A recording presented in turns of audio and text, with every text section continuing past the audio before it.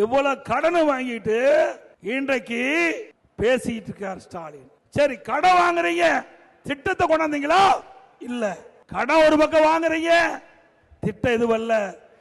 அண்ணா திமுக ஆட்சியில் இருந்ததை விட இப்ப திமுக ஆட்சியில் 2020-21 வந்த வருவாயை விட 2024-25 கூடுதலான வருவாய் வந்திருக்குது.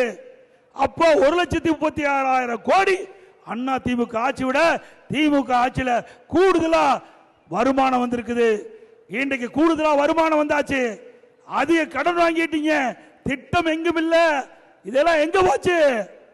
திமுக குடும்பத்துக்கு போயிட்டு எல்லாம் ஹவாலாவில் வெளிநாட்டுக்கு போயிட்டு, ஹவாலா பணம் வெளிநாட்டுக்கு போயிட்டு.